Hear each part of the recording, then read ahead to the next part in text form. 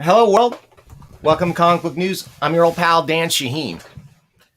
Well, today we got a really cool show. We're going to talk about, I think, one of the best comics I've read all year. No doubt about it. The best anthology graphic novel I've read all year. There's no question about that. But man, I read a lot of good comics, and this one is stacking right up against all of them. Of course, I'm talking about what? Slow Death Zero. From Last Gasp. This is the 51st anniversary of Last Gasp Publishing, one of the coolest publishers of some of the coolest comics of all time. And by cool, I mean excellent quality, not just an art and story, but they got a message behind it, right? We're going to talk to the return of friend of the show, Ron Turner, founder, publisher of Last Gasp. We're going to talk to his son and co-publisher and co-editors. We're going to talk to Colin Turner, co-publisher, I think, and co-editor of this book, and John B. Cooke, who is co-editor of this. Also the writer, creator of Comic Artist Magazine, which I am a subscriber to, but also did the awesome Weirdo collection and retrospective book that came out this year. I've got that. We talked about it on the show a little bit. We're going to talk to all of them. But first, a little bit of show business. Thank you for tuning in and watching. If you haven't already, consider clicking subscribe on that button down there, right? You click on that thing, you're going to get all of our other great stuff. If you want to see your comics, or heck, if you want to be a guest on Comic Book News, there's a way to do that. Send your comics to Comic Book News, P.O. Box 1163, Arcata, California, 95518. We'll put your comics up on Ye Old $1 Million Comics Cam. That's pretty exciting. We'll be looking on that thing tonight at Slow Death Zero and some of the earlier Slow Death stuff. And what else we got for show business? We've got, I still have no line on Brian Hitch. You know, he had to cancel our interview that was supposed to happen, and I have yet to reschedule, so I'll keep you posted on that. I am sure it's going to happen, and that Brian has assured me that it will, and I just don't want to bug him. I want to wait till he's feeling better. And what else? Hey, please consider tuning in next week, and we're going to have a really interesting interview with another returning guest. We're going to talk to this dude, Ethan Van Sciver. He's going to come back. We're going to finish what we did not finish in our first somewhat controversial, somewhat contentious interview. Oh, it's going to be hot stuff, guys. Trust me. Okay, but now let's go to the polar opposite of the spectrum, if you will, political spectrum, and let's talk about Slow Death Zero, an amazing ecological comic. I want to bring in now the creators, the editing team and publishing team, rather. Let's start with Ron Turner. Hey, Ron. Welcome back. Thank you. John B. Cooke. Hey, John. Hey, And last but Goes certainly not, well. Colin Turner. Welcome to Comic Book News, guys. Hey, Dan. Thanks for having us on. I'm going to rearrange a little bit. I like to be, here where the action is. We got a little Brady Bunch thing happening here. I like it. So, guys, I read this. Is this out in stores yet? Can the casual fan buy this yet? Yes and no. We are right now organizing the shipping of our diamond order. We just got in our diamond order. So that's got to get packed and sent to, for people getting it at their comic shop. That's going to go to Diamond like next week probably, and then however long it takes them to repackage and ship out to the stores. So, but it's available in bookstores, it's available online. It's out there. Awesome. And now you guys used to be a distributor over there at Last Gasp. You're no longer distributing yourself. That's right. You're back to just publishing. We are publishing and we distribute our own books, and then we also have a trade distributor. So yeah, we do like wholesale business, but we don't buy any new books from other publishers anymore. Okay. Can people go to the Last Gasp website and order Slow Death Zero? Oh yeah, for sure. That's the best place to get it. Okay. Come on, let's not bury the lead here, Colin. No. Well, no, because I like to support our independent bookstores and our comic shops and stuff. I mean, so, whatever works for you, and, you got to pay shipping from our website. So, unless you get over $50 worth of items.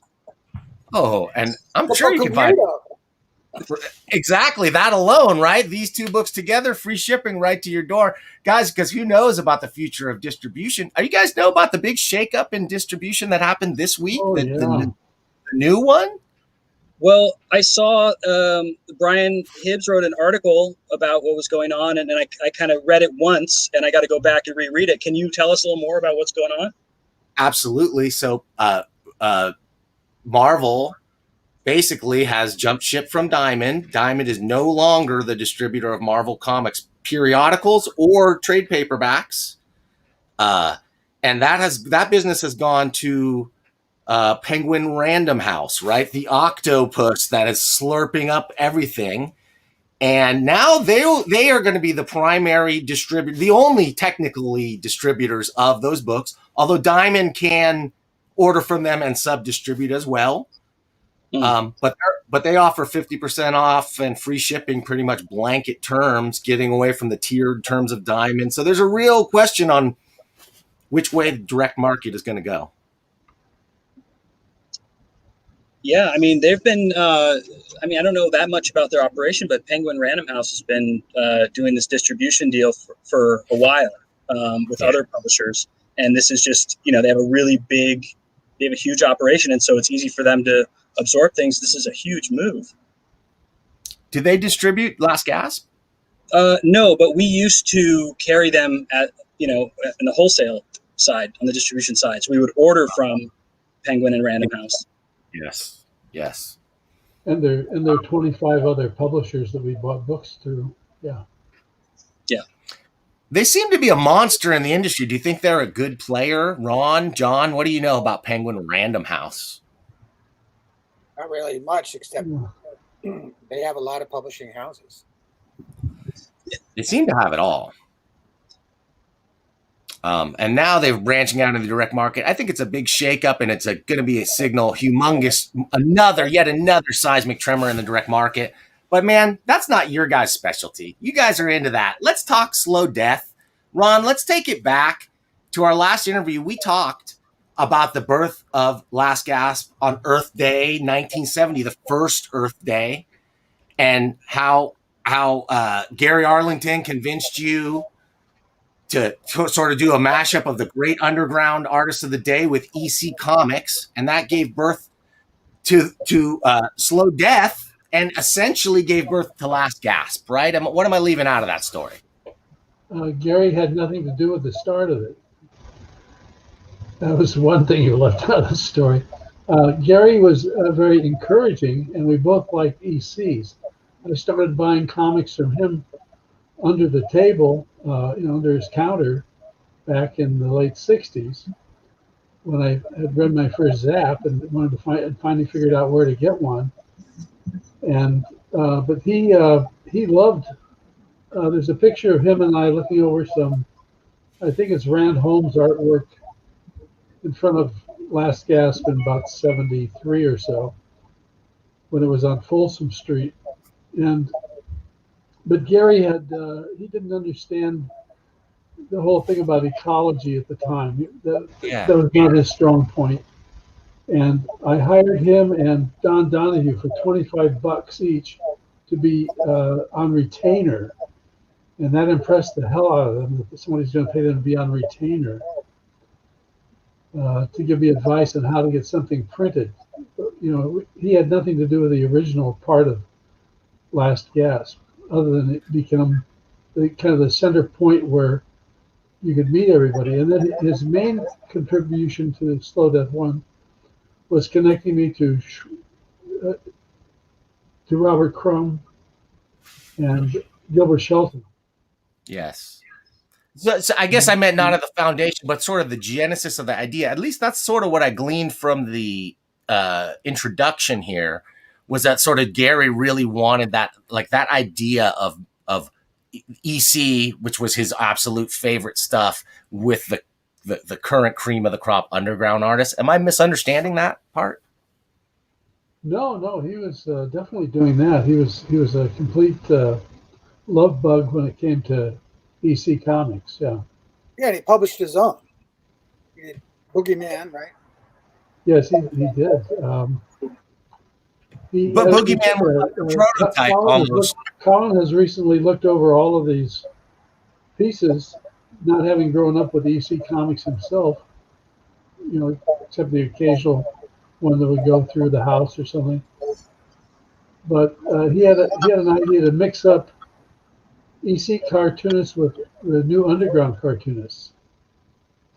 And I think he did that because when we were all kids and began reading EC Comics, it was the same thing as a kid trying to read underground comics in these days.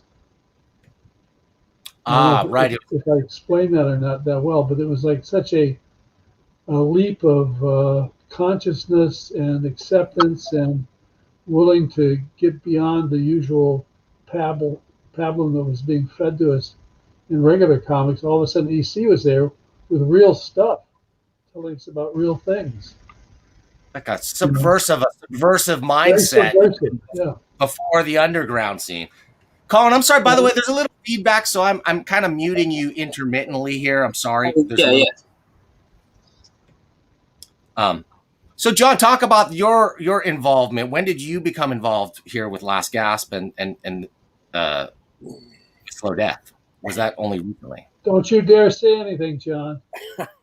No, I mean, it all started with the Book of Weirdo. I approached Ron back in 2013 at Comic-Con International, and I had already done so much on this dumb book that was going to be part of my magazine, and then it just exploded and just got huge. And so from there, we just all hit it off. I met Colin, and we all hit it off, and the whole experience of a million years ago, 2019, with the Book of Weirdo, the year of the weirdo, was just brilliant. It was just a blast.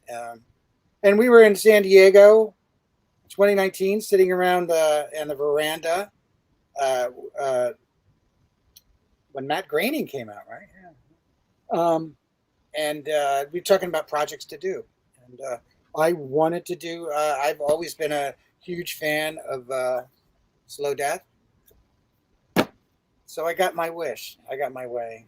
So they went along. Awesome. I mean, for me, Slow Death is my favorite underground anthology, and I haven't even read them all. I can't get a hold of number 11. I still can't find an issue number 11 for the life of me. Really? I think you can ask these guys. They would know. Yeah. You still got them, don't you, Colin? Oops. Available on our website. Okay, I'm ordering today. Then I guess I'll order 50 copies or something. Good. Yeah.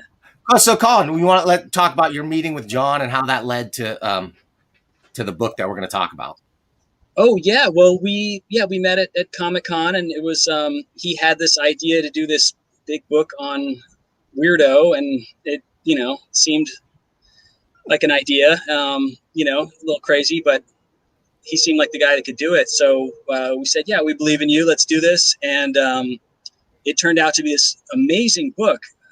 I mean, just, a labor of love and a lot of work and really entertaining and fun. And like, it's just an amazing book. So the book came out, and then we had signings at Comic-Con, and we did this tour and everything. And so, yeah, and then, along the way we conceived of, putting this together, and, John has a great eye and a great editor, but, this like surpassed any expectations. Really a great, looking through it now as the finished product and seeing, the variety of styles and stories and perspectives is just phenomenal. I wish I had remembered that John was a creator, that I would have brought it in to look at today. And John, you're also the creator, though, of what? Why don't you hold up what you showed me? What's called a Comic Book Creator magazine. Yeah. I used to do a Comic Book Artist magazine.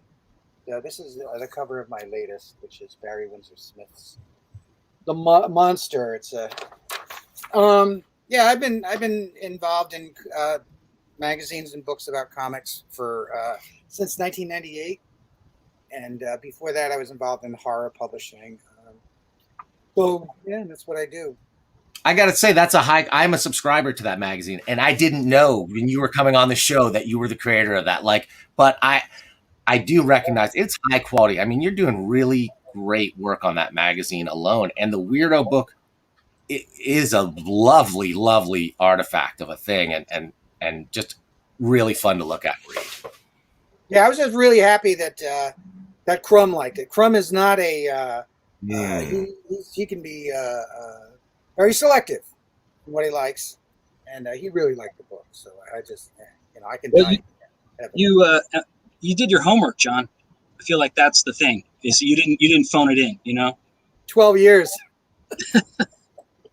That'll do it. That's like a full high school education. Time. What's that, Ron? It's about an average Last Gasp time to get a book done. Well, I mean, we're not here to talk about that book, but maybe I'll bring you back sometime, John, and we will talk about it because it really is great. And Weirdo is an amazing anthology as well. And when I just think about like some of the best, but yet stuff that not only does it not have much mainstream knowledge, even amongst comics, like you have to really be into the undergrounds and the really high quality stuff to know about Weirdo. And I just found like that really brought consciousness to what a great anthology that was. I mean, obviously I read a book about it. It just what's the most astonishing about it is I could never do another book like that because cartoonists love that magazine. They just love it. It was a magazine by cartoonists for cartoonists, and it was like the passion. You see, that's I had people write out testimonials, and that's you're taking out of somebody's day to write a testimonial. Yeah. They just shared a lot of the material, and they all showed up. I can't tell you how many people showed up for all of our events that we had, and we culminated in October? It was right before Halloween in 2019, where we had a symposium at Columbia University, and Robert and Aileen, and we flew in Peter from Washington State, and Peter Bag, friend of the show, Peter Bag, you mean, right? Friend of the show, yes, one-time editor of Weirdo League. So. Friend of the show. Wait, Peter Bag, yeah. In fact, Peter hooked us up. Hey, with our little own Dan Shaheen right here. Far up. I think you see one of the greatest cartoonists of all time. I could not agree more. He's my all-time favorite cartoonist. All right, let's guys. Why we're sitting here, we're talking about this great book. Oh, Slow Death is great. Why don't we take a look at Slow Death? You guys want to take a look at your book? Yes. Sure, yeah. Okay, but do you know how we do this? I kind of tip my hand, but do you know how we do this here on the show? Have you? I No. don't know. I don't know if you guys are aware about. Oh, John's aware because I showed him already. But we're going to take us inside what the $1 million comic scam. Woohoo! Woo! Oink, Oh oink. man, it's slow to render, but there it is, $1 million comic scam. Let's go Yeah. into this mode right here, Ooh, and we can take a look at this bad boy. yeah, big room. So I've got the slow death. Wait, let me shrink it down here. Slow death. I've got the anthology of slow death, and I've got slow death 0 here. I want to say the anthology of slow death pretty ahead of its time, being a collected trade paperback, graphic novel, whatever you want to call it, especially of that type of material. How did that come about? Well, I've been doing a lot of purchasing of books from and selling to an outfit called Book People. And Book People was in Berkeley, and they were like one of the first big distributors that had nothing to do with New York City and all the Random Houses and Penguins back in those days. So, and they were the first one to break out and get the right to distribute stuff like that. They also got, yeah, there I am at my desk, thanks to Greg Iron's artwork. Love it. Love. That's my favorite Big Ron picture of all time, probably. Love it. And there's Harlan Ellison did our introduction. Holy cow. What an awful introduction that is. There's not an ounce of information in it. It's not that memorable, I'll tell you. Did he read it? You know, you wonder, did he read it? But so like going to trade paperback, I mean, like this was an unusual thing. So I really am curious about why it happened and how it sold, and because this is hard. This is expensive to find right now. But we co-published.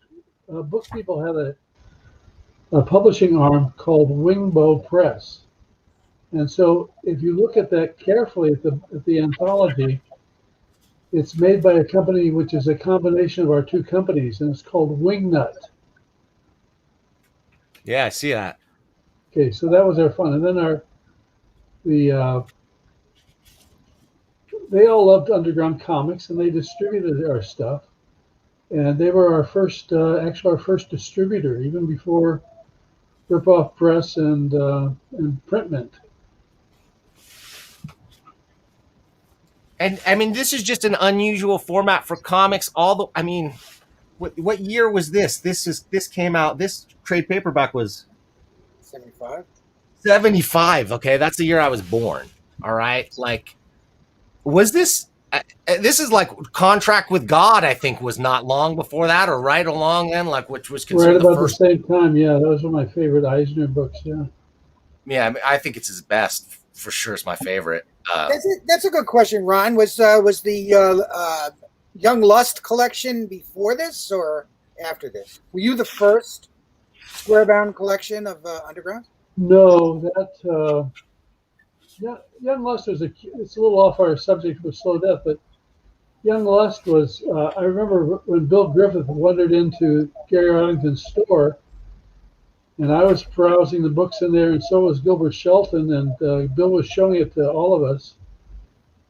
And Gilbert passed for Ripoff, and I looked at it, and it was just a little bit different than I thought. It didn't quite make the parody level for me. And I thought, I don't know if this will do as well, you know. So I passed on also. So it went over to Company and Sons for the first printing. And then when I saw it, I said, like, what an idiot. I should have done this book. And it's one of the great success stories in Underground, right? Yeah. So eventually we did it, and we got the list of them. And I think it was Andor Press that put together the first Sebastian Orfley, which is one of our early hires, who started Andor Press. What was that? A collection of Young Lust? Young Lust, yeah. I wanted to make sure we talked about Ron. Since your last interview, when we talked a lot, I mean, the thumbnail picture was the Richard Corbin image. that we used on your last video, and since then he passed away. Any thoughts about working with him and how you came to work with Richard? Well, here's one of the odd things. Like Skull Comics is another one that we're known for, but it had its origins at Ripoff Press. And Jack Jackson, who was a part owner of Ripoff Press and their bookkeeper, and it came out from Texas, and probably I would say attributed between him and Joel Beck to having the first underground ever. Because it would have been God Knows. All right, let me get. There's a rare Gilbert Shelton comic book cover that's not a Freak Brothers. A lot of people would not. If you could bet them at a bar, and certainly win your drink by trying to get them to guess who did that cover, but it was Shelton. I want that too. I haven't read a lot of these. The undergrounds have become my new white whale, searching for so many. They're kind of hard to find even online, some of them. Anyway, Jackson, who was much wiser than I was, certainly about comics in general and the source material, knew about Corbin, and he invited him to do a piece for Skull, I believe it was, and then also we got in touch with him for Slow Death, and we'd seen his stuff in Grimwood and Fanagore, one of the early ones there, and so he was around, but he seemed to really hit a stride when he got into Slow Death 1. In fact, in the Slow Death anthology, it seems like there's 3 stories based basically on what he did for Slow Death 1. It's a great attribution, but it also shows that we didn't really get very far from our preachiness in number 1 to making people understand that it's everything around us is pretty much an illusion, that we think that everything's going okay, but if you look at the background of it, it's really bad out there. It's right. Well, that's quite a common theme in Slow Death and in Slow Death Zero. I don't want to dwell too much longer on this, other than to say it's an amazing book. If you can find the issues of Slow Death, find them. If you can find this trade paperback, good luck.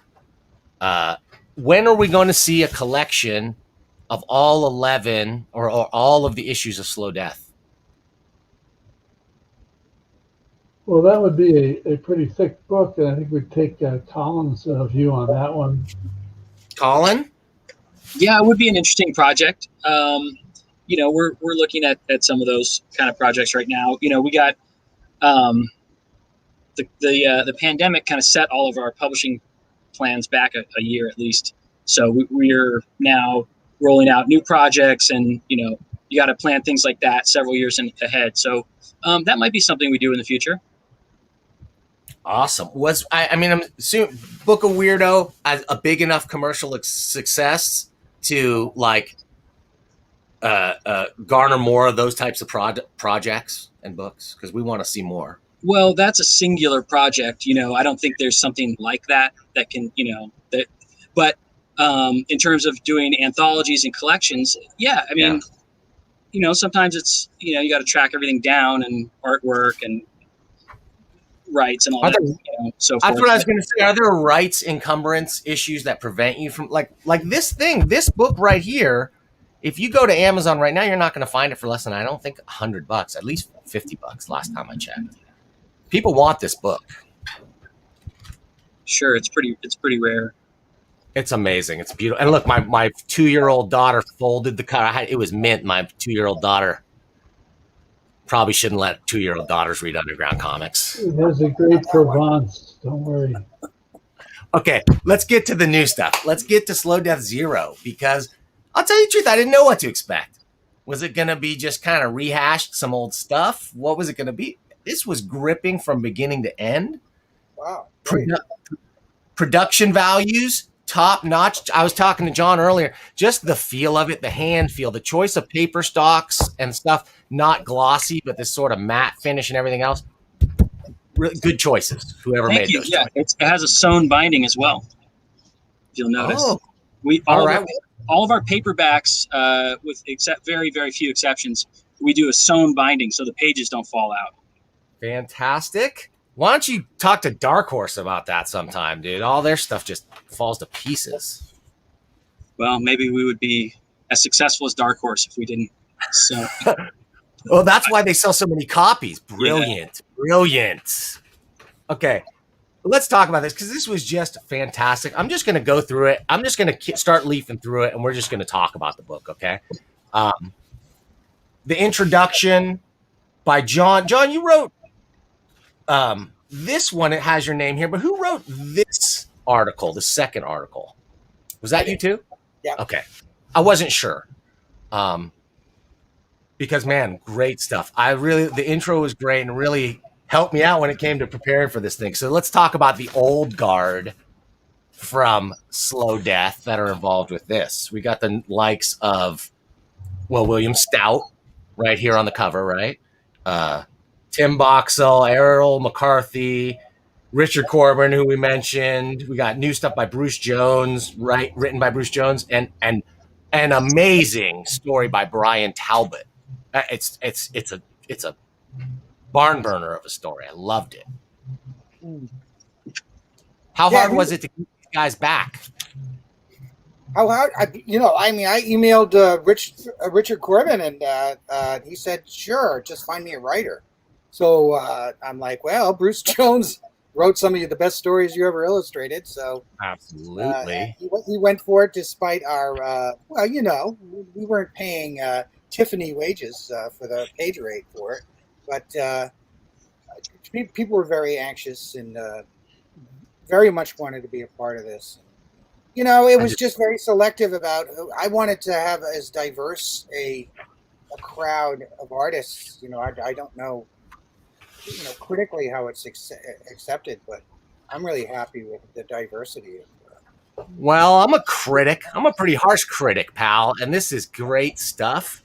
Thanks. Bringing in guys like Rick Veitch and Peter Bagg and Drew Friedman, Rick Altergott, and Danny Hellman, like just mwah, chef's kiss. On the left there is Greg Irons' page that was supposed to be in the last Slow Death, but it's finally made it in. So was this the page? I think was this the one that like fell behind a cabinet or something? Yes. Ron, tell you mentioned it on our last story. How did this get left out? Because that's a nice page, man. Well, the whole book got left for almost 10 years. Yeah, that's right.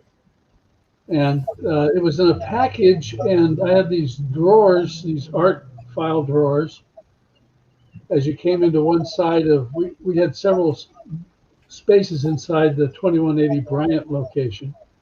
And when you came in the north side of the building room, there was a big art file up on top of another file. And you pull the things out, and in went a package that had all the artwork in it. And as it got full, somebody opened it up, and the package got in the back, and as it shoved through, it went out the back side of it, which was backed up to another bunch of bookshelves. And then when they came back out again, it slipped back down underneath and was underneath this whole thing. So if we'd never moved out of that building, no one would ever see this book. Amazing. It's like a lost out of nowhere. There was covered with cobwebs, this package. It had all this artwork in there.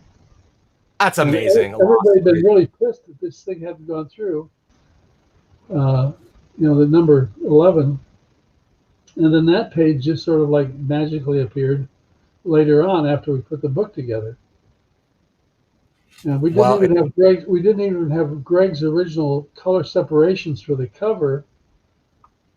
And we had our friend Mary Kay Mitchell did the coloration for the cover so we could do, in terms of the energy issue. And John's got it there. Uh-huh. So, it's kind of hard because Greg was dead and we had to figure out some way to get the coloration on it. Yeah, well, but that was kind of typical Last Gasp. We just went after, the whole, it's not just that the birds are dying or the fish are dying or we're dying, you know, every part of the planet is corroding and evaporating and it's rotting. And so that was just another phase of it, which is energy.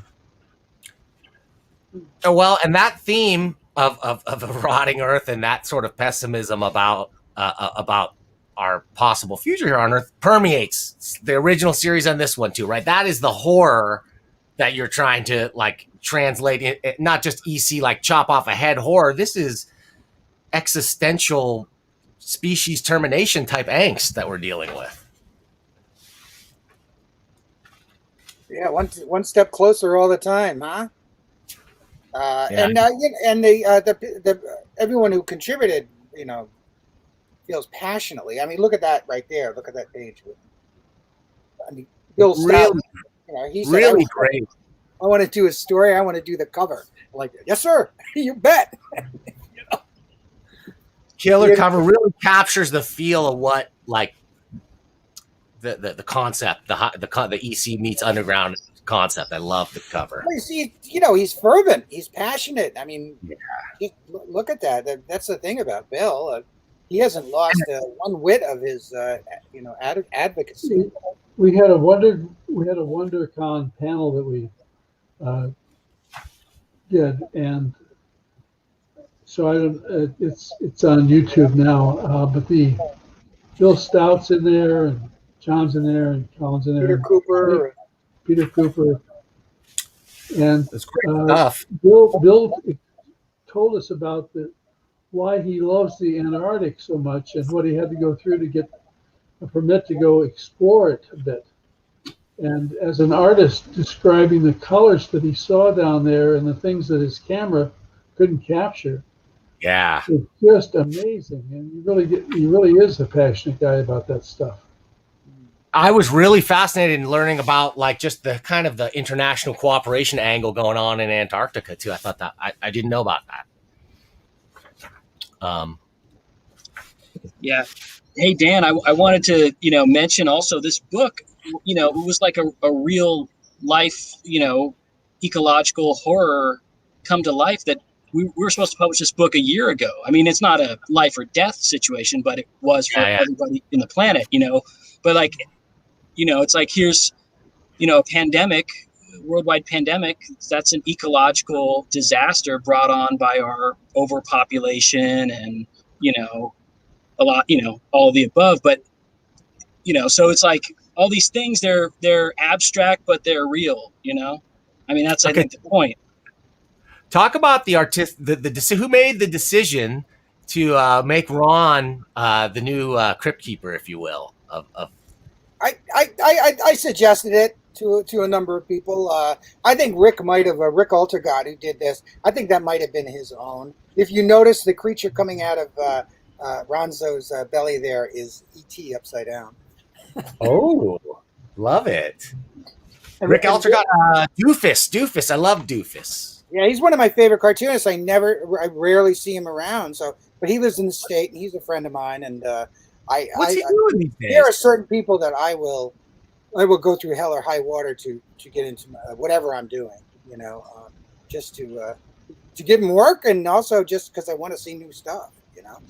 This is the kind of stuff that should be in like a modern Mad magazine. Like this guy is Rick Altergott's really Bob Fingerman, right there on the left. We collaborated on that.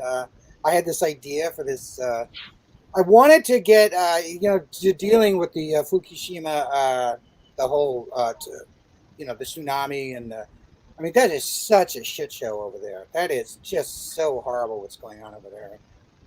We do it with humor.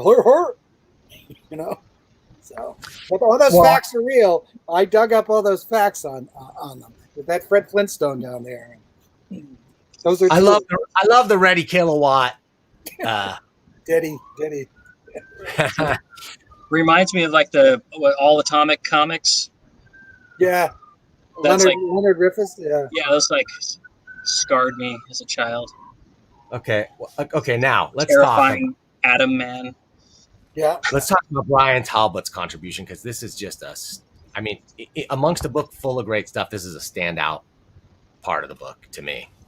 I'm a fan of Talbot. His rendering is incredible, but to do an all silent story too, that's not easy. That's not easier than doing a story with words, in my opinion, anyway. And he really came through with a killer vision of this dystopian future. Yeah, he had it done, but I wanted, I said, can we get Ron to do the intro and the exit in it? And we both were going back and forth. And what's the best thing for Ron to do in a silent story? But go, shh.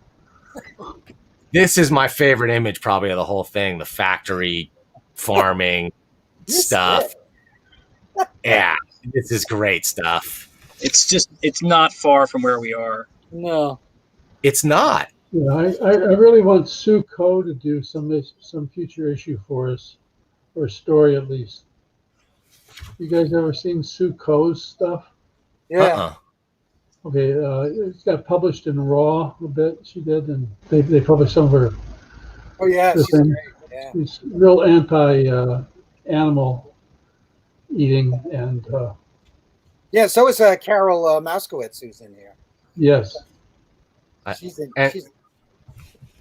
Sorry. Yeah, the little Ron. Yeah. Characters. I really think that adds something to the whole experience. This. Next Corbin, right? I mean, unmistakably. Yeah, with the Bruce Jones story. With Bruce Jones. Bruce and Richard teamed up for any number of Warren publications area, and I think they did their best stuff together. And this is pretty bleak and brutal. This is like if Cormac McCarthy maybe was writing comics or something. I don't know, man. It's visceral and brutal, and it's dog eat dog. And I love still got yet a little Tex Avery in it, Yeah. Undeniably, it's still fun to read. I loved it. Yeah. Okay, let's keep going. Peter Cooper. Is this still woodcut stuff that he does, or no? But another great silent story. Yeah, really, it all goes. It's backwards in time. Everything, the entire story starts at one point, and then everything goes backwards in time. And we added pages to it because, to add some more. I really like the homage to Lynn Ward very much. In a lot of our stories over the years. I don't know who that is. When I was a kid and I started reading comic books, I didn't really know how to read yet, so I looked at all the panels and just sort of made up my own stories as we went through the panels. And I still kind of enjoy that without reading it. Even though I'm a voracious reader, I really enjoy going through something that does not have any words in it. And you have to actually use that part of your brain to connect the panels, connect the dots. Absolutely. It's almost more challenging. And I often have thought that part of what slows the adoption of like comics as literature for adults is that we skipped such a generation of adults that didn't really read comics, and they don't have the visual literacy you need to even parse what's going on in a comic book page and do that closure that you're talking about. Okay, we're now Peter Bagge, The Return of Chet. This is holy territory. Holy territory. Now, Peter Bagge is not a guy who's a lefty. No, he's not. When I asked, he chuckled when I said, "Hey, do you want to be a part of this?" And he kind of chuckled, and then he said, "You know what? I got an idea. Yeah, sure." And we've been pals for a long time, so I'm glad. He's a great guy, and this was hilarious. It was really funny, but it was what I liked about it. It took his sensibility, like it's such a bad comic, the sort of blasé post-apocalyptic warriors, but then he's acknowledging climate change, explicitly acknowledging climate change. How good of him to do that. Which I love. And ironically, it made things colder. I love it. And then Cameron Forsley right there. Boy, he just emailed me or messaged me on Facebook and said, "I love being in this so much. I want to give you the art." And I'm like, "Okay." Nice. It's just wild. If you look really close there, there's a lot of wild stuff that's going on in that picture. Cool. Hey, one of our audience wants to say congratulations on 51 years at Last Gasp, guys. By the way, I'm sorry I buried that. Congrats. Well, thank you, Sequential Geek. Longtime fan and watcher. Thanks, SG. Okay, so let's talk about. Okay, wow. So here's a guy. Oh, wait a minute. I thought this guy was legally not allowed to draw comics because his ideas are extremely problematic, right? Talk about Mike Diana for a second. He's I have to say that there's one experience I had. I did this very, very big tribute to Will Eisner. Will Eisner was a friend, and we did a documentary together. And so anyway, when Will passed away, I'll never forget the day. On the very same day, I got a story from Mike Diana and from Jack Davis on the very same day. I was like, this is the most, wow, talk about disparate people. I think I really like Mike Diana as a cartoonist, and so what? You know what I mean? So what that he gets his yayas out? But it's a good story, and everything he's done for me. He's another guy I seek out. I'll have him as a part of anything. I mean, he's just. I'm very proud of Mike Diana because he used the medium of cartoons to express his own sad childhood and what happened to him. And he used it to work it out in terms of a method of bibliotherapy in a way. Let's for anybody who doesn't know. Sorry, Ron. But like the judge that sentenced him just did not understand anything about that, or perhaps that judge did not want to look back in his own early childhood. Something was triggered there, but to sentence somebody to not use your brain or be able to draw a picture is, to me, is like the worst possible punishment you can dole out, short of death. That's what I mean. Like, I could not believe when it happened. And not only did that, I mean, I believe that could go down, especially in Florida, a judgment like that. I'm like, okay, but I did not for a second believe it would not get struck down in a higher court. How that is even conceivable to restrict somebody in that way for freedom of expression, and to say that this is not him expressing himself, and then to not be allowed to draw. That's sickening to me. All right, let's keep going. Flotsam and Jetsam. Mike Dubich, he's an artist that I see on Facebook, and I just really loved his art. And he came back to me. I said, "Could you be a part of it?" And he goes, "Yeah, can I do 2 stories?" I'm like, okay, all right, I guess. And then this is a great. I really hit it off with Max. I think he's a great cartoonist. I think he's a great guy. We hit it off when we met up in San Diego. He worked at the Fantagraphics booth. I just love this kind of artwork. Yeah. It's Crumb-esque and. Yeah, I'm trying to think. It reminds me immediately of something, and I can't. I've yet to put my finger on it who it reminds me of, but I liked it. Funny stuff. Oh, and the great Hunt Emerson. Oh, Hunt Emerson, another Ronzo. I think Hunt is one of the greatest cartoonists alive. He's funny. He's funny. He's one of the funny, right? Like, it's always fun. Like, just it's he's funny. Like Gilbert Shelton. He's an entertainer. Yeah. He's a star. Look at that.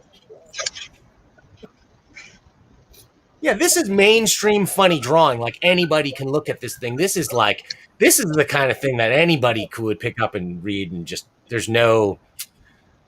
Yeah. And while it might be subversive in its message somewhat, it's not. It pulls you in like candy. It's great. It's just like Gilbert Shelton, and I'm just really surprised. Hunt is not much bigger in this country, but so there you go. I mean, was he in Mad Magazine for a while? What was he doing? What is Emerson doing now? Besides Slow Death Zero, I'm not sure. I've seen his work lately. I think he's doing graphic albums, isn't he? I think. Okay. He's very prolific. Yeah, I think Tony Bennett just distributes some of the stuff, right? I think. Okay, Yeah. I'm gonna have to look into that. Knockabout. I think he publishes a lot through Knockabout. I don't know Yeah. lately what projects he's done, but they've done, I mean, countless. He's always busy. Yeah. Okay, my apologies to Hunt Emerson. It's Well, He's the thing is, it's in he's Britain. always I being mean, it's the United invited Kingdom. he's always being invited to Scandinavian comic conventions. Yeah. They're See? absolutely in love with him. yeah, he's got The that rest of the style. world, the rest of the world likes him. Yeah, he's got that Euro comic style for sure that they appreciate over there. And that's bullshit, man. But Okay, now can you go back to the first page? Look up at the top and look at how many different characters that Rick has done. Those are all horror host characters. And okay, boy, the amazing. look, you can see there's dozens of them in there. There's Uncle Creepy. There's Vampira. There's Gore. You know, it's the old witch on the left. Yeah, Veitch is he's incredible, and this even is a newish looking style to me. Like I wouldn't look at this page and save Rick Veitch like I would a lot of other stuff, but I loved it. Yeah, he's doing some self-publishing stuff. I buy his little chapbooks. They are stunning. I mean, he's the poet. He's the cartoon laureate of Vermont, right? Yeah, he is. Yeah. Huh. Yeah, I have a package. Dad, I have a package for you from him, actually. I think he sent you some zines or something. All right. Yeah, he does a lot of self-publishing stuff. It's great. It's great looking stuff. This is an episode of Black Mirror. You know, if you're familiar. It's pretty heavy stuff. It's pretty brutal. Yeah, this is my favorite piece of the book. It's a winner. It's really a winner. The psychological. It's really an analogy for the psychological manipulation that's going on already to us from the media. He's a deep thinker. Yeah. But on top of it, he is. Who's a better cartoonist? Yeah, it's unexpected new style. That's for sure. But I mean, he goes back, right, Ron? Do you remember him when he was a wee lad, a wee tot? He published his first comic book. Yeah. What was it called? Two-Fisted Zombies. Amazing. He's a graduate of the Joe Kubert School of Cartooning, and I think his older brother was Greg Iron's writing partner. Yep. Tom Beach. Okay, yeah. Cool. Okay, now this next one. This is my favorite story in here. Now it's not necessarily a horror story, but it's horror. I mean, my gosh, it's horrible. It's true though. It's documentary horror. So this guy, Kelly Strom, right? He did back in 1991 or 92. I think it was for Dennis Kitchen, or maybe it was for Tundra. There was an album that was called The Acid Bath Case. And he was a cartoonist who did that. And I always who is this guy? I've got to find this guy. I love this guy. And so I contacted him, and he's totally involved. Obviously he's an advocate for the Syrian situation that's taking place over there. He jumped at the chance. Is it a polemic? You betcha it is. But it's perfectly in line with the entirety of it. It's so beautifully rendered too, but it's perfectly in tune with this has got a Joe Sacco feel to it, less cartoony, but just the subject matter, the documentary subject matter, and the style. Fantastic. I'm really proud that that's in there because I mean they are still going through hell right now. It's horrible. It's absolutely horrible. There's right there. There's like 1 million people that are just about ready to get wiped out in the in-between zones in Syria. It just doesn't end. It's just so endless. And we're so numb to it, right? And it's obscured through a fog of media coverage. It's really difficult to understand exactly the political situation that's going on there. Did you ever get a chance to read Arab in America? No. Oh no, not yet. Send him a copy. No, I would love to. I'm Palestinian myself, and you are. And this is this spoke to me, man. This speaks to me, especially the parts, because really what it's speaking about, it really comes down to this at the end, and I want to read this panel if I can, because this was, to me, I took a picture of this and put it on Facebook, and it got the mixed reactions I got from this was the most interesting thing. And it says, so this, other Ron zone in the corner. So this is Syria's warning to you, gentle people of the land, put no faith in your leaders. For when the drought comes, when the crops fail and seas rise, and you come to the cities looking for justice, they will not share the spoils of their rule. They'll meet you with pain and death. They will spew poison, turn you one against the other, kill you in the darkness and kill you in the light of day. They will burn the earth under you rather than give up your thrones. I just think that's a universal message that everybody needs to understand and listen to. There was an old expression I read in a history book once about, it said when the Tigris dries and the crops fail, at once goes the cry from the crowds to the lions with the Christians. Sad state of affairs. Okay, let's keep going, guys. Let's keep going because the hits just keep on coming here, right? There's not really any weak stories in here. I love this anthology. I mean, is there an Eisner Award for anthologies? Because if there is, you're a shoe-in. No. Because who's making anthologies these days? There's a couple of them out there.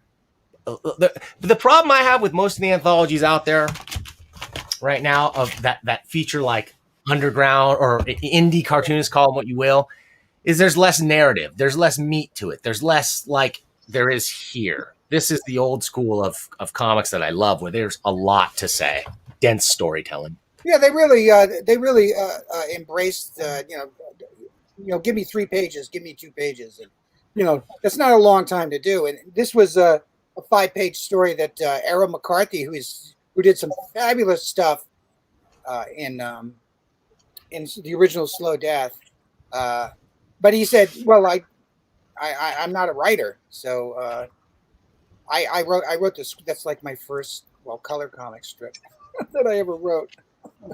So that was fun. And Errol's he used to be a hot rod cartoonist. And I'm sorry, we're talking about Last Chance Gas, right? Yeah, right. Yeah, on the left is Mike Dubish, I mentioned before. Okay, let's keep going here. I loved it. More Ron action as you like it. This is okay. And this is even one where I thought, looking at it on first blush, I'm like, I'm going to have a tough time really enjoyable. She's got a lot of rage and passion in her. She's great. It's really solid stuff. I really like the look of it a lot. Yeah, she's a great cartoonist. She was in Weirdo a bit, and she was in anthologies in the 90s, but she's a real political activist, too. She's got something to say, for sure. I loved it. Okay. And who's this by, Ron? Skinner. Shout out to Skinner. Love it. Skinner's probably the most modern horror translator that we have now in the poster, and for his generation, I think. Yeah. Basically, he said, here's the aliens finally get to Earth, and Turner's saying, "There's nothing left. You're welcome to it." Got any beer? Okay, now who's this up and comer? Oh, that guy will never amount to anything. He allowed us to use it. He said, she shrugged her shoulders and said, "Sure." So is it an older piece that Slow Death 1? This is from Slow Death 1? Yes. Oh, okay. I thought it was familiar. One of my fave guys, Pat Moriarty. Really great guy. Really, really underrated guy. Yeah. Can you turn to the frontispiece? He also did the very front, page 1.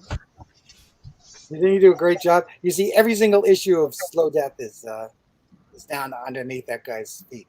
Oh, on cool. the left is Drew Friedman, who did a great. Yes. Portrait. And Moriarty's great with design in general too, like logos and stuff. Look at that. A lot. He designed all that stuff. Nailed it. This is really great. Who's got the original of this? That's You got a small card to sell? seriously. I don't think that would cut it. I have to wait for a few more Social Security checks to ask Drew for that. Okay, let's keep going here, guys. We're almost to the end here. That's Jolton John Lucas. He's a friend of mine. I love his artwork, and he had an idea for a story. And this is Tim Boxall, who was a long time. He was an anthologist himself, and he was on Slow Death. He did. He was one of the old guard, right? Who came back. Yes. I found Tim through Dennis Kitchen. He did the Comics from Mars, the Red Planet. Started with back east. He's from Minnesota. In fact, many Thanksgivings, he always brings over wild rice from Minnesota for his dish for Thanksgiving. Interesting. He chose to go in color. It looks like he's embraced digital. Yeah, he's a multifaceted artist. He does a lot of computer stuff, and he's a director, film director. Okay. The Savage. Can anybody read that? I don't know. It's worth your time. It's worth your time for sure. He's a great cartoonist too. I mean, I just love that stuff. He was in Weirdo, and he was big in the 80s. Okay, and now let's look at some pinups here at the end, because we're coming to my favorite Ronzo of them all coming up towards the end here. It's Shane Oakley here. He's a British cartoonist. Okay, I'm not familiar with him, but that's good looking stuff. Kelly Jones-ish kind of looking to me. Oh yeah, You want to talk about this cartoonist, Ron? Sorry? Two Flick, do you want to talk about him? I'm not familiar with him. Yeah, he did the Arab in America and Baghdad Burning as well. And the whole book Baghdad Burning, which is, if you want a quick course in the confusion of the Middle East, read that, please. Yes. You know, guys, I don't mean to take a moment here to beg for free books, but if you guys send me some books from Last Gasp to the $1 Million Mailbox, I will go through them page by page. I'll review them. I'll talk about them like we did with Barry Windsor Smith's Monsters. I was the first and only person to review that on YouTube so far. Absolutely. I love this too. I love this kind of stuff. Where did this come from? Well, gee whiz, Megan, I know from, I used to teach at the Rhode Island School of Design, and then she would come into my lectures, and we just hit it off. We were friends on Facebook, and she was a journalist, a person who did journaling, illustrated journaling, and she's a teacher in Connecticut, and this is what I wanted. This is exactly what I wanted. I wanted something like this that dealt with the real world. And it's funny. I had to look for. There's another comic artist I interviewed recently named Megan, who's a teacher and from Rhode Island and stuff too. And he has a similar style, but it wasn't her. That was Megan Parker. Okay, now we get to the creme de la creme, and I could see why you saved this for the last page. Okay, because this is, mwah! I just love it. I love everything about this image. How'd this come to be? Hellman's a favorite of mine. I just love that art. I just love I love a rich black line like that. And yes, he's just a great designer. He's a great wit. And if you notice, that's Greta Henry, and that's John D. Rockefeller Sr. Yes. Or Mr. Burns, as we would know him. And the great Ronzo and his pink hippie, the fighting hippie. That is everything. I feel like we should make this shirt.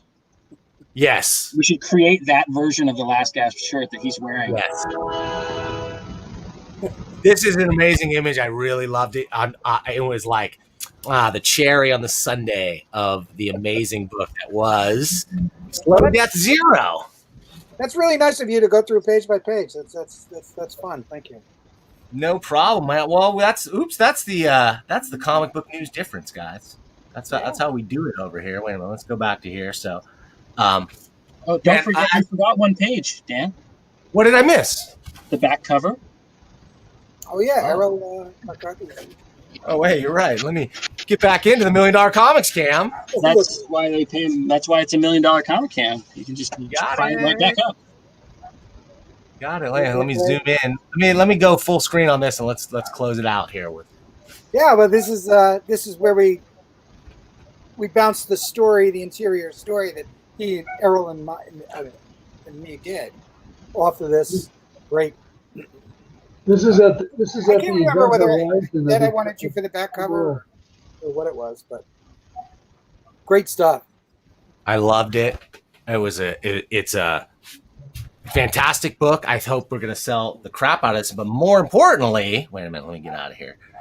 More importantly, I hope that we see more Slow Death going forward. What are the chances? What's it going to take? Like, is there a number that this book has to hit where you guys go, cha-ching, Slow Death -1? What's? Oh yeah, for sure. Ron, how are the orders looking now? Like, how are the initial orders on this? Super strong, stronger than you thought? Yeah, so far so good.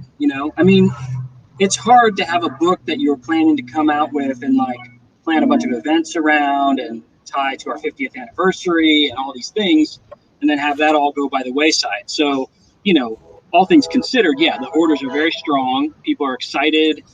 People have already got, all the pre-orders, and all the other orders seem strong to stores and online. So yeah, people are excited. I think if we, if we sell a ton, definitely can continue. What I'm saying is the companion volume that has the original series, that's a surefire seller. Oh yeah, that'd be fun. You got some amazing creators in there. Even being able, and who knows, Alan Moore might even let you put his name on it, which is pretty rare for his comics these days, right? nay. Do you think he would, or would he judge you? Would he judge you? Would he judge us harshly, guys? Is he staring us? Is he staring us down right now? It's okay. My beard's longer than his. It's okay. I'm working on it, Ron. I'm inspired. And how appropriate is it that the 50th anniversary of something that was started as an ecological lesson and tale, the 50th anniversary is interrupted by a global pandemic, brought on by all the stuff you guys have been decrying for 50 years. It's not Ron's fault. It really isn't. Okay, guys. I don't know. We've got a few people watching still. You got any questions out there in the chat? Now is your moment. Otherwise, we're going to wrap this thing up. Any questions for Ron and crew about Slow Death Zero? Meanwhile, I just want to say, you guys, there's nobody putting out these kind of comics right now. Like, this is this breed, what I read here when I read it, I'm like, I feel like I'm back in, I don't know, the 20th century. I feel old when I say that. But I haven't seen this kind of books with this kind of oomph, comics with this kind of oomph, and with a real meaning behind it. That's not just like shock value for shock value's sake. Like, there's a point being driven home in every single story. Thank you. Yeah, well, I think this is the way comics should be.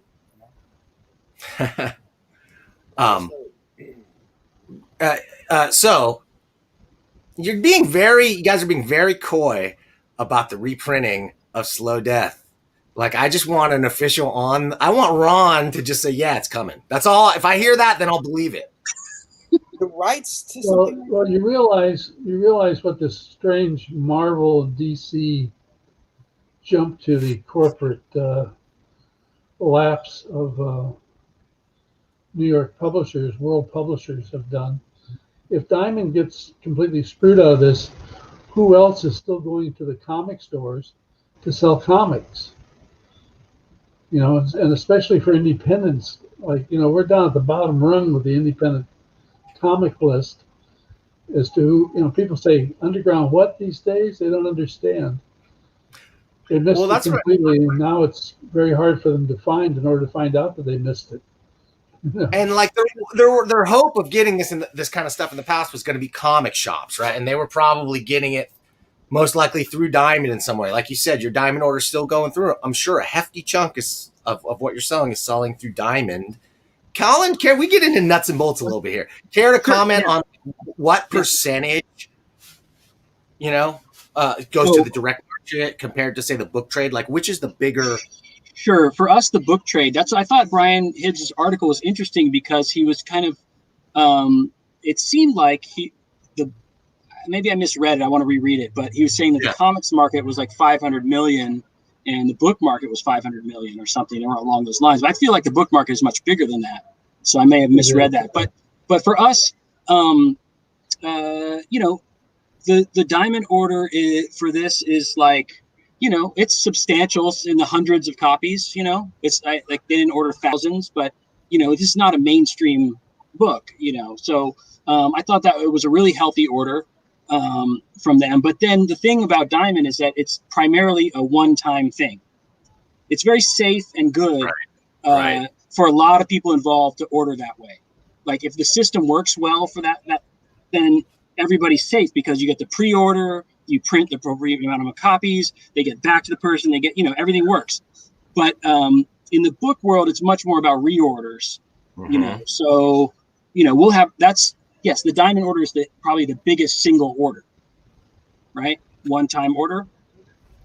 But what's great about that, too, is getting that order in ahead of time, lets you set a print run. You can say, if the order from Diamond was really big, we got a big hit on our hands, we can overprint and have more on hand, things like that. It's that non-returnable pre-order market that defines direct market comic shops that makes it special and different than the book trade.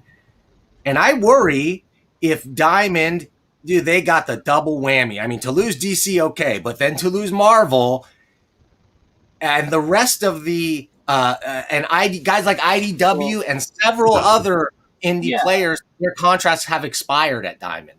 Do you want to comment?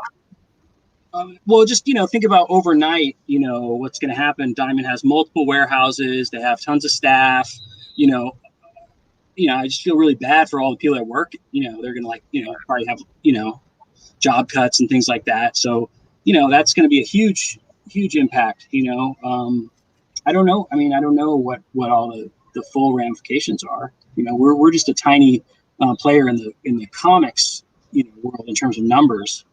And so, but that's their bread and butter. I mean, Marvel and DC, John, do you know what percentage of their sales that is of Diamond? I mean, it's well over 90%. So I don't know. Yeah, but it's their lowest margin business too. But because of that volume, it's just difficult.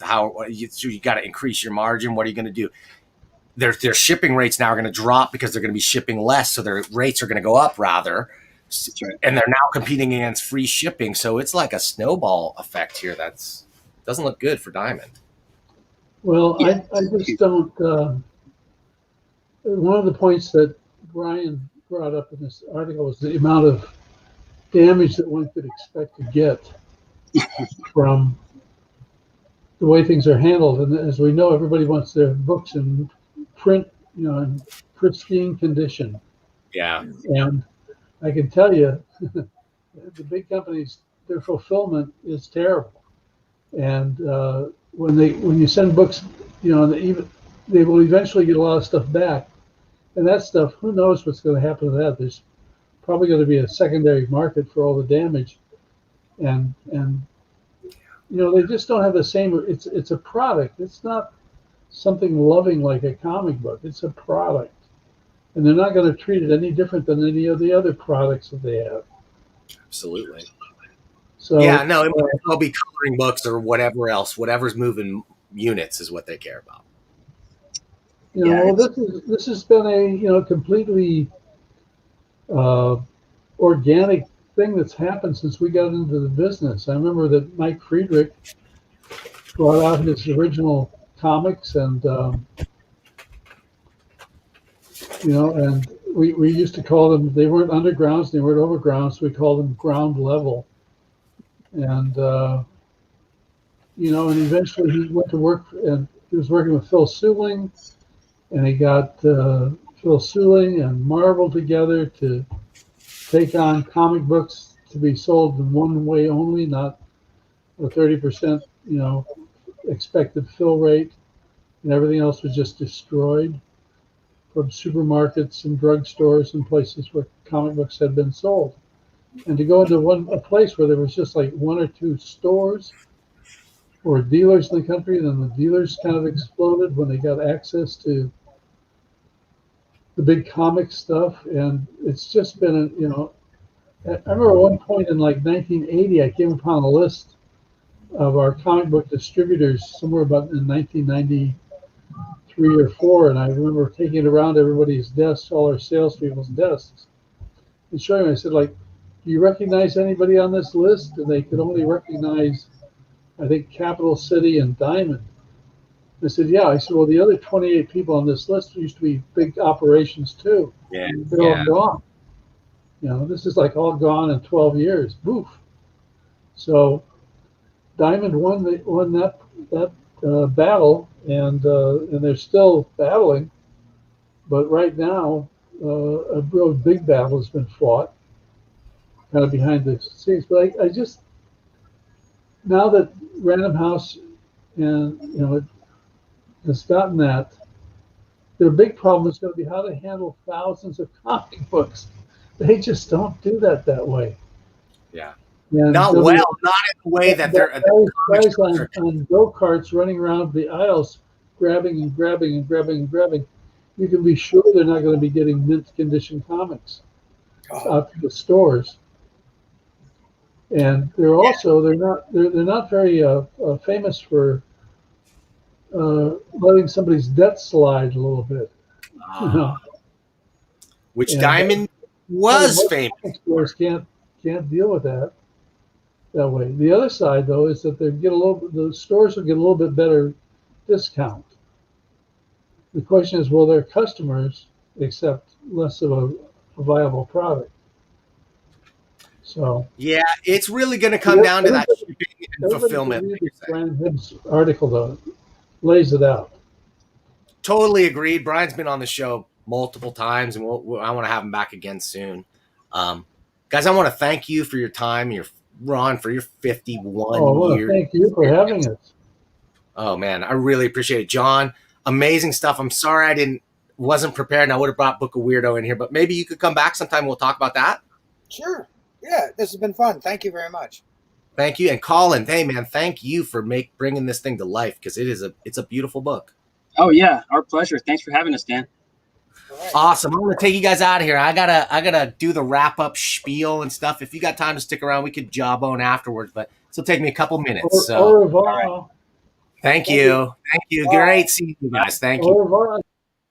Bye, guys. Oh, sorry, Ron. Sorry about that. Okay, I was just saying au revoir to John. Okay. Hey, man, thanks again, Ron. We want to bring you back again soon, too, to talk. All right. Well, appreciate this very much. All right. Anytime.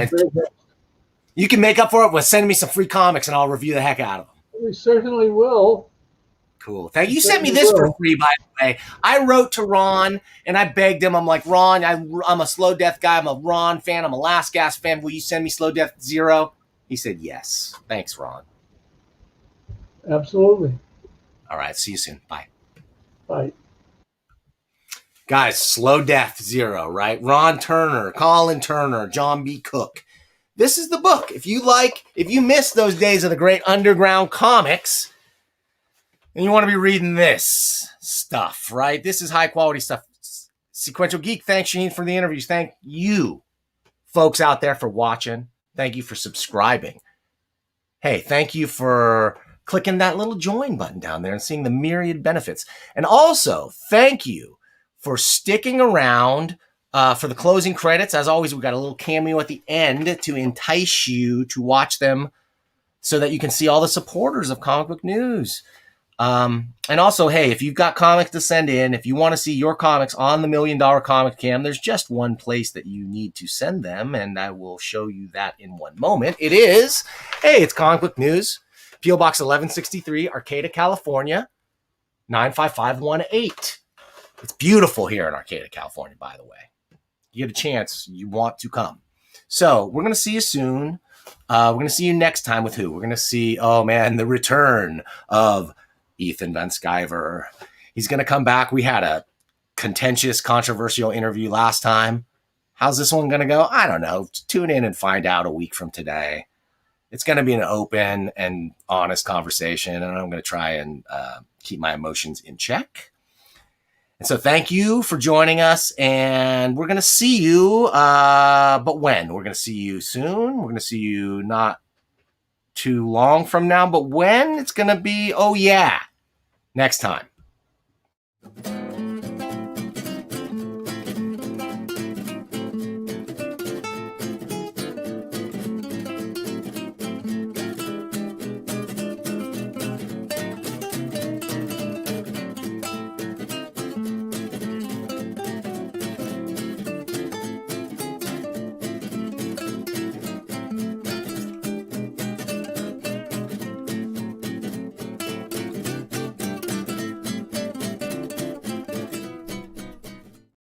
What are they doing at night in the park? Ducks.